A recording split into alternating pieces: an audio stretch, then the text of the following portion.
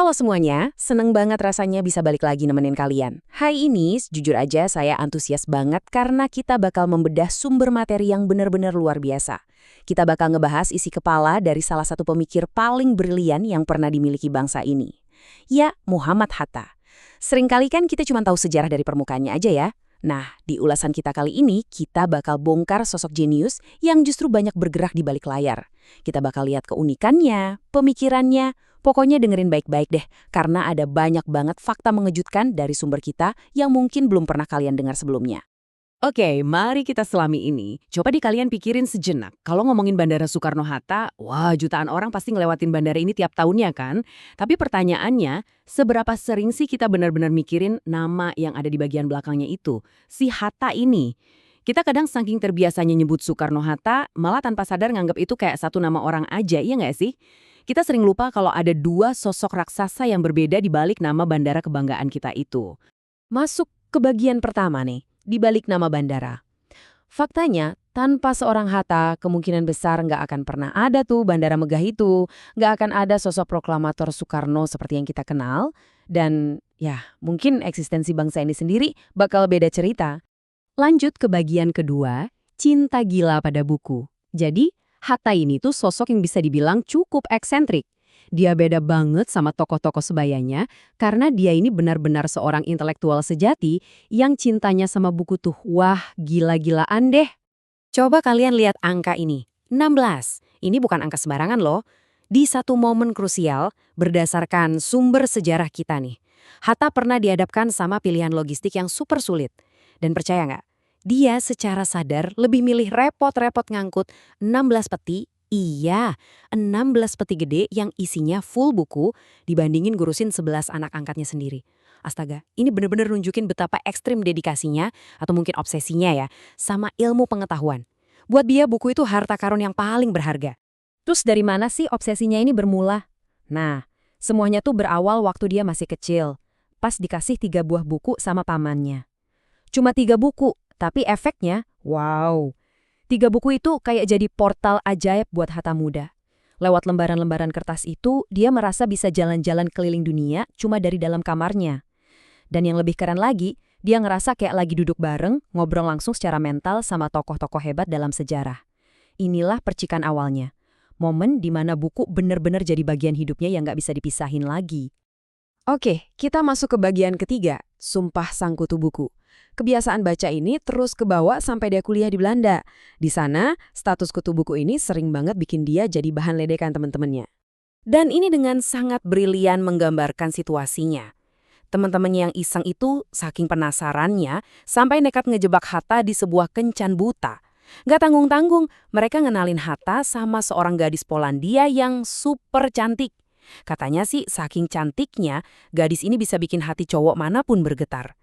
Jadi bayangin ya, di satu sisi ada godaan asmara yang luar biasa di depan mata, tapi di sisi lain, kepalanya masih penuh sama buku dan nasib tanah air. Terus tebak gimana reaksi Hatta? Bener-bener nggak goyah sama sekali. Dia sama sekali nggak terbuai.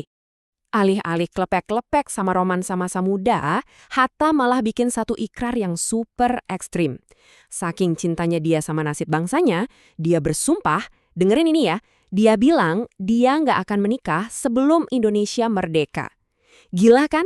Bayangin aja tingkat komitmen kayak apa yang dibutuhin seorang anak muda buat nunda kebahagiaan pribadinya demi sebuah negara yang saat itu wujudnya aja belum ada.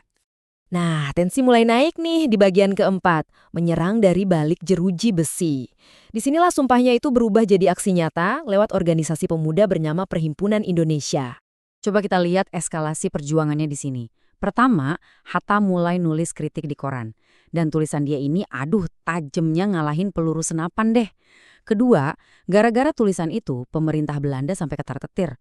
Mereka panik, kok bisa-bisanya ada pemuda Bumi Putra yang ngelawan pakai otak di negara mereka sendiri. Ketiga, pastinya Belanda nggak tinggal diam dong. Hatta akhirnya disergap dan ditangkap dengan tuduhan menghasut kerusuhan. Tapi apa dia nyerah? Enggak sama sekali. Justru di langkah keempat, dari balik jeruji penjara yang dingin itulah, dia nyusun serangan balik yang paling epik buat disampaikan di pengadilan. Dan ini dia klimaksnya. Di ruang sidang yang pastinya tegang dan mencekam banget, bukannya nunduk atau minta ampun, Hatta malah balik menghantam.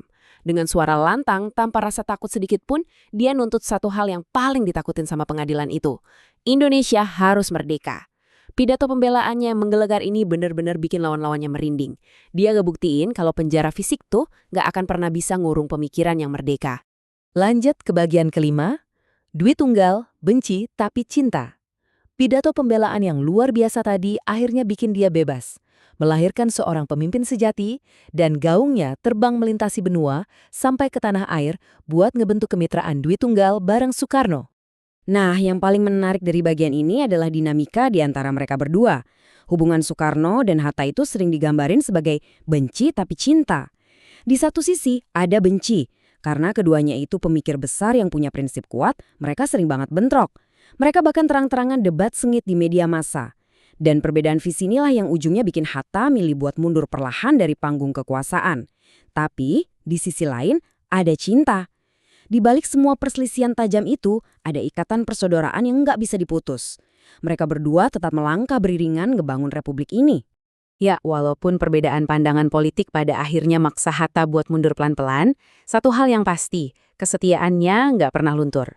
Sampai hari-hari terakhir Soekarno, Hatta tetap hadir sebagai sahabat karib yang sangat setia. Ini loh bukti integritas dan karakter luar biasa dari seorang Muhammad Hatta. Permusuhan politik nggak pernah berhasil ngerusak ikatan persahabatan mereka berdua. Jadi, setelah kita telusuri bareng-bareng kisah luar biasa ini, saya mau ninggalin satu pertanyaan buat kalian. Lain kali, kalau kalian mau terbang dan jalan masuk ke pintu Bandara Soekarno-Hatta, akankah kalian cuma ngelihatnya sebagai bangunan biasa aja?